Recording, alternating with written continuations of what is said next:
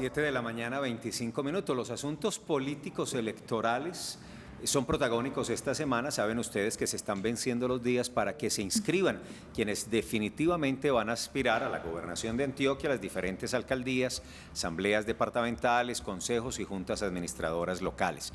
La semana pasada tuvimos una conversación muy interesante frente a la división que tienen los liberales en Antioquia en ese proceso de entrega de avales. Ayer el Partido Liberal le entregó 70 avales en el departamento de Antioquia. Creemos también entregó avales y esta mañana muy temprano hablamos de la posibilidad de que se oficialice hoy la candidatura de Luis Pérez Gutiérrez, lo que pasó con Cristian Jalavi, que iría por Nueva Fuerza Democrática. En fin, es una semana marcada por estos asuntos. ¿Y cómo está el pacto histórico? Recuerden que el pacto es una unión, es un pacto de grupos y partidos políticos progresistas. Llevaron al presidente a la presidencia a Gustavo Petro. ¿Qué está pasando con ellos en Medellín y Antioquia? Cada uno de los movimientos o partidos está definiendo sus candidaturas. Hay una alianza para entre todos definir quiénes van a ser candidatos. Pues de eso hablamos a continuación y ya está conectada la representante a la Cámara por Antioquia, Luz María Múnera. Representante, nos alegra saludarla. Buenos días. Buenos días para ti, para toda la mesa de trabajo y para quienes nos ven a esta hora, los madrugadores. Los madrugadores, 7:26. Y en la mesa de trabajo, Néstor Lagos, vocero del Maíz y del Pacto Histórico. Néstor, bienvenido, gracias por estar aquí para esta conversación. Felipe, muy buenos días y muchas gracias. Un saludo a Andrea, a Paula, a Juan, a la representante Luz María y a toda la audiencia que nos ve hoy. Representante, y ese asunto de los avales es lo que nos interesa hoy. Bueno, de pronto si nos da el tiempo, que no creo, hablamos un poquito de la agenda legislativa, pero el pacto y los movimientos y partidos agrupados allí, ¿cómo están definiendo las candidaturas para el caso puntual de Antioquia? Gobernación, alcaldías, consejo y demás. ¿Cómo va ese proceso? Bueno, lo primero es que estamos trabajando la unidad. La unidad nos dio el triunfo, como tú bien lo dices, a la presidencia de la República, pero también nos dio una robusta bancada, que lo que nos dice es que es buena la unidad y que debemos seguir pues como en este camino. En este momento hay discusiones frente a los uninominales y frente a quienes encabezan listas, porque en la mayoría del departamento seguramente iremos nuevamente en lista cerrada. Estamos avanzando, yo creo que esta semana va a ser definitiva. Tenemos presencia hoy y listas que se están organizando en 90 municipios del departamento y bueno, estamos trabajando. Yo creo que de aquí al viernes vamos a tener noticias muy positivas para todo Antioquia del pacto histórico. La unidad continúa, las fuerzas que llevamos a Gustavo Petro a la presidencia continuamos unidos y estamos pues en debates y en discusiones frente a cómo asumir las listas y cómo mirar alcaldía de Medellín y cómo mirar gobernación de Antioquia. Néstor, según lo que nos dice la representante, pues todavía ustedes están analizando esos avales, pero se ha hablado mucho de los candidatos del actual alcalde Daniel Quintero. ¿Ustedes los están contemplando como candidatos a entregarles sus avales por parte de Pacto Histórico y Maíz?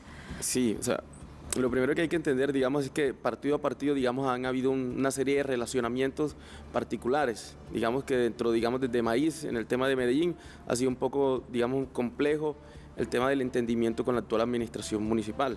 Sin embargo, hay algo, digamos, que hay que anotar y destacar, es que el Partido Independientes se la jugó a fondo con el gobierno de Gustavo y con el gobierno de Francia, con el gobierno del cambio, y ese también es un parámetro importante para definir lo que van a ser alcaldías y gobernaciones.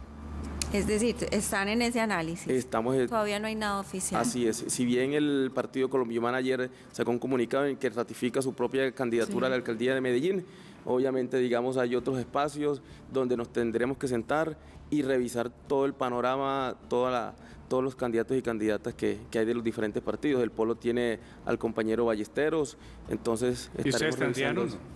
Nosotros como Maíz en este momento no tenemos ninguna candidatura a la alcaldía de Medellín. Ahí la pregunta a propósito de lo que contestara la representante, es decir, ella convoca y muestra la bandera de la unidad, pero se pregunta a uno realmente, Néstor, si efectivamente hay unidad, porque ve uno intenciones de esos movimientos, de esos partidos, de tratar de tener, incluso de imponer su propio candidato. Sí, yo creo que igual es parte, digamos, de las propias dinámicas políticas que se dan no solamente, digamos, dentro del pacto histórico, sino dentro de una misma colectividad podemos tener, digamos, este tipo de diversidades. Yo estoy seguro que dentro de poco, así sea esta semana o la próxima, pacto histórico estará, digamos, contemplando, definiendo su candidato y candidata a la alcaldía de Medellín y a la gobernación de Antioquia en unidad. Representante Luz María, pues teníamos también el caso de Colombia Humana que propone al pacto como candidato a la gobernación de Antioquia a Augusto Osorno, a la alcaldía de Medellín a Mauricio Andrés Parra. ¿Qué otros movimientos han realizado este tipo de propuestas? ¿Cómo están definiendo esas candidaturas? ¿Si se van finalmente con independientes o no? ¿Cuál es su postura frente a este tema? Eso es un asunto que está en discusión. Colombia Humana ya planteó que no desea acompañar los candidatos del alcalde Quintero. Ese asunto está en discusión. Ya bien lo decía Néstor, el Polo Democrático tiene a Carlos Alberto Ballesteros como precandidato a la alcaldía y lo estamos poniendo, digamos, sobre la mesa para que el pacto pueda tomar la mejor decisión posible. Yo no veo muy cercano lo de independientes, además porque ellos deciden irse en listas aparte, solos, en todo lo que tiene que ver con Asamblea y con Consejo de Medellín. Entonces, digamos que eso dificulta un poquito ese asunto de la unidad. Hay demasiadas críticas a esta administración, demasiado control político de muchos sectores, no solamente del Centro Democrático, sino de muchos sectores de la vida política de la ciudad. Pues yo creería que si tenemos a otros hombres dispuestos y a otras mujeres, bueno, mujeres no tenemos, pero otros hombres dispuestos a ser candidatos a la alcaldía de Medellín, deberíamos mirar un candidato propio, digamos que converse mucho más con el Plan Nacional de Desarrollo y con el proyecto de Francia y de Gustavo Petro. No creo que debiéramos pensar en una candidatura cuyos militantes además no van a estar en las listas del pacto. Así es, voy a ese tema que dice la representante. Los avales, ustedes vienen repartiendo avales y otorgando avales a diferentes candidatos a alcaldías y consejos del departamento. ¿Cómo ha sido ese proceso? ¿Hay que tener una militancia? ¿Ustedes estudian la hoja de vida de un municipio y dicen, vea, estamos necesitando Néstor aval en tal pueblo? Y nunca han tenido nada que ver con maíz, que les debe pasar constantemente. Sí. ¿Qué le dicen a esa gente? Mande las hojas de vida, estudiamos, preguntamos, o eso es automático. Porque es que he visto que la gente dice, hemos dado 100 avales, para nosotros es un gusto dar 200 avales, 300 avales, 25 avales, y cuentan y sacan la lista, tenemos avales en tantos municipios. ¿Cómo es el proceso en maíz? Bueno, mire, digamos, dando un poco de contexto, el Partido Maíz tiene 27 concejales en 23 municipios del departamento de Antioquia. Tenemos 39 comités ejecutivos en los 125 municipios. Es decir, digamos, hay un conocimiento y unos procesos estructurales en todo el departamento. De igual modo, Maíz, más que un partido político, es la representación política del movimiento indígena en el departamento de Antioquia. Así es. Pero escúcheme, pero hay muchos representantes de ustedes, es decir, muchos avalados que no son indígenas en los 23 municipios. Así es. Exacto. Así es. Hay muchos que no son, digamos, de comunidades indígenas. Exacto. Sin embargo, digamos, lo que digo es que hay un panorama, digamos, un conocimiento amplio de esos procesos. Cuando alguien, digamos, que no es de ninguno de esos municipios donde tenemos comité ejecutivo o concejal o comunidad indígena, efectivamente se estudia la hoja de vida, se verifica principalmente que tenga una afinidad política con el pacto histórico y con el sentir del maíz. Y si cumple con esos requisitos y pasa ventanilla única, pues no habrá ningún inconveniente en entregarle. Ventanilla única, me suena. ¿Cuál es esa? Sí, es un trámite que se surte, todos los candidatos y candidatas lo tienen que surtir a través de cada uno de sus partidos para poder ser avalados. La persona que no recibe el concepto positivo de ventanilla única simplemente no puede recibir el aval. Ya. Luz María, pero ¿es tener por tener o realmente importa el trabajo previo? Es que uno ve, usted habla, vamos a hacer un esfuerzo para tener listas en 90 municipios, 90 de 125 es una participación bastante amplia, pero estamos viendo en este festival, y lo digo con respeto, esta feria de avales, casos como, y lo puedo decir porque los conozco, personas que por ejemplo trabajaron para la campaña de Gustavo Petro y le hicieron fuerza en municipios del oriente antioqueño, ahora avalados por movimientos de derecha. Entonces dice uno, es como tener por tener, como a ver, ¿de dónde me consigo un aval? Realmente qué valoración, qué estudio se hace para que esos avales sean coherentes con ideología y visión política y trabajo social. A ver, lo primero es que este es un ejercicio que se hace inicialmente desde los partidos. Ahí hay una autonomía de las organizaciones que hacen parte del pacto. En el caso del Polo Democrático, pues nosotros tenemos coordinadoras en algunos municipios y digamos, comités ejecutivos en municipios de Antioquia, y es allí donde se empieza a discutir quiénes tienen la posibilidad de un aval con el pacto histórico, primero con el Polo y luego con el pacto, y quiénes no. En el caso nuestro, cada dirección de cada municipio tendrá que tomar decisiones. Nosotros tenemos en cuenta, y eso creo que todo el mundo lo sabe, la campaña de Gustavo Petro y Francia Márquez, pues como pacto fue muy amplia. Tuvimos personas de todos los sectores, pero en el caso del Polo Democrático Alternativo, pues nosotros sí miramos la militancia de cada uno de los compañeros que quieren llegar a tener un aval con el Polo. Ese es el primer filtro, digámoslo. Ya después el segundo filtro, pues es el Comité Nacional Político, donde están, digamos, las direcciones de las diferentes organizaciones que hacen parte del pacto, y allí entonces empieza a discutirse el orden de la lista y las propuestas que cada partido trae al pacto. ¿Se nos pueden colar? Seguramente que sí. Y en esto estamos escuchando también, por lo menos desde el Polo, a las comunidades que nos digan qué está pasando en cada territorio. Esta es una semana muy importante porque es una semana donde ya, por ejemplo, en el caso del Polo, se sienta el Comité Ejecutivo Nacional a mirar lo que propone cada ejecutivo municipal, departamental, y a tomar decisiones frente a eso. ¿Quién iría de primero en ese debate del pacto? ¿Quién iría de segundo? ¿Quién iría de tercero? Y de esa manera vamos organizando las listas. Vuelvo y te digo, es una cosa muy compleja, y en Antioquia yo creo que es el departamento con mayor cantidad de municipios en el país, pues es un poco más complejo. Tratamos de que no se nos cole nadie, tratamos de entregar avales a la militancia del Polo, y creo que lo propio hará cada uno de los partidos y organizaciones que están en el pacto. Pero pueden pasar cosas, claro. Yo no voy a negarte eso. Representante, antes de permitir que mis compañeros cierren esta conversación, un asunto, porque usted en una respuesta anterior acaba de expresar, de entregar una frase muy triste: mujeres no tenemos. Exacto. Y esto genera una tremenda preocupación. Por supuesto, hay algunos casos, unas precandidaturas de mujeres, pero esta campaña parece tener una característica, y es ausencia de mujeres. ¿Qué está pasando con los liderazgos femeninos, especialmente en los partidos y movimientos progresistas? Es que hay tantas lideresas sociales, defensoras de derechos humanos, mujeres trabajando en las cárceles, trabajando contra el hambre, en las juntas de acción comunal, liderando procesos comunitarios. ¿Por qué esos liderazgos no trascienden a postulaciones electorales, al sometimiento de la democracia?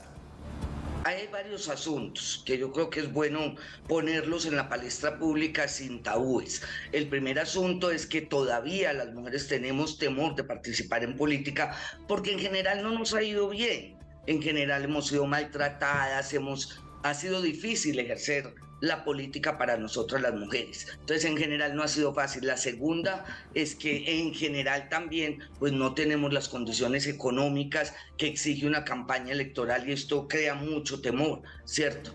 Creo que el proceso para la participación política de las mujeres, si bien ya hoy tenemos muchas herramientas legales para poder tener una mayor participación, nos toca también darle duro al asunto de: venga, mujer, usted tiene capacidad. Nosotros tenemos mujeres buenísimas hoy participando en la esfera de lo público. Todavía nos falta en el país entero. No es un problema solo de los alternativos, creo que es un problema generalizado, que aún todavía hoy, después de tener tanta normatividad, todavía hay dificultades para que las mujeres participemos en política, y tenemos asuntos de machismo todavía muy encarnados en el país. Todavía hay una tendencia a creer que las mujeres pues debemos estar en otros lugares de la sociedad y no en el ejercicio de la política.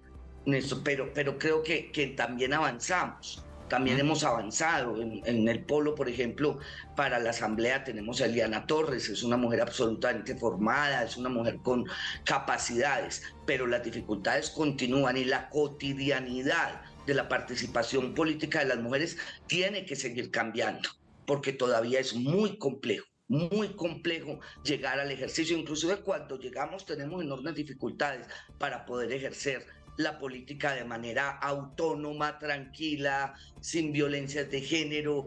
Todavía hay muchas dificultades y eso no lo podemos negar, porque si tú no traes el problema, no lo conversas, no lo debates, no lo discutes, pues no lo vas a solucionar. Representante, ¿y usted ha sentido eso en el Congreso?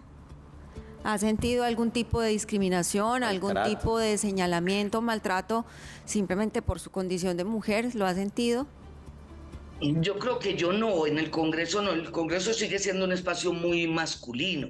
O sea, todavía, aunque hemos logrado llegar casi al 30% en Cámara, todavía es muy masculino el espacio. Pues mi carácter, mi disciplina con el estudio, con las ponencias, pues da a que uno tenga un espacio de respeto dentro del Congreso. No podría quejarme yo en lo personal, pero creo que todavía hay una tendencia a pensar que si hablamos duro somos histéricas y cosas de ese tipo. Yo en lo personal en el Congreso no, yo lo he sentido en otros lados, pero en el Congreso no. Néstor, yo le quiero preguntar por las listas a consejos, asamblea. Creo que le entendí a la representante Luz María que se definió lista cerrada. Yo quiero preguntarle por qué se la juegan por las listas cerradas, porque veíamos en el caso de Congreso de la República que si bien estas listas, por ejemplo, permitió que muchas mujeres llegaran al Congreso de la República, también se vio en algunos casos pues que muchos se metieron sin ni siquiera haber militado durante un buen tiempo en los movimientos alternativos y de izquierda. Sí, efectivamente como lo manifiesta la representante, recibimos ayer la notificación de parte del Comité Político Nacional del Pacto Histórico de que las listas iban a ser cerradas, tanto Consejo de Medellín como Asamblea Departamental. Efectivamente, digamos, todo ejercicio político y todo ejercicio en la vida tiene, digamos, problemáticas, y es un ejercicio también de retroalimentación. Ayer, sin duda alguna, en el tema de Congreso se cometieron seguramente algunos errores, pero eso también nos sirve a la hora, digamos, de aplicar nosotros y de obtener esa retroalimentación, de corregir esos errores y de seguir avanzando, digamos, hasta cualificar aún más esas listas al Consejo y Asamblea. Vamos a tener listas cerradas, vamos a tener listas cremalleras, van a ser paritarias. Entonces yo creo que también va siendo también una apuesta política por el tema de la equidad de género, no en la participación, sino en la obtención de poder real. Representante, yo le hago una pregunta a usted con el tema de los avales, que es como lo que estábamos hablando hoy y a lo cual hemos invitado. El pacto también va a dar realmente ustedes, directamente el polo, porque ustedes como partido político están dando los avales, ¿va a dar coavales o solo avales? La pregunta va dirigida porque muchos candidatos a las alcaldías tienen el vicio de tener los coavales como una estrategia política para bloquear a los otros grupos de no obtener los avales. ¿Ustedes están dando coavales también o solo a militantes les están dando los avales para esos municipios que usted relacionó hace rato? No, ojo, nosotros estamos hablando, y el presidente Gustavo Petro lo ha manifestado varias veces, de un gran acuerdo nacional. Para nadie es un secreto que nosotros tuvimos en nuestra campaña presidencial el acompañamiento de fuerzas que no hacen parte del pacto. Estamos estudiando hojas de vida en municipios donde es posible que tengamos coavales para amigos del Partido Liberal, por ejemplo, que estuvieron con nosotros en campaña. Esa es una discusión que se dará uno a uno, persona a persona, y que se estudiará, porque tenemos listas en 90 municipios, pero no tenemos candidatos uninominales en los 90 municipios. Habrá municipios donde se decida no dar a coaval, porque no tenemos, y no tener candidato propio y poder dejar en libertad a la gente en la votación uninominal. Pero esto dependerá del estudio de cada uno de los candidatos o candidatas de los municipios, pues que nos digan, venga, coaval. No está cerrada la puerta de los coavales, no está cerrada, pero el pacto sí quiere hacer un estudio muy concienzudo, y el polo en particular, de a quién le entregamos coavales y a quién no. Porque hay que ser claro, es que el pacto no es un partido político. Usted menciona el pacto, no, es que el pacto no da avales.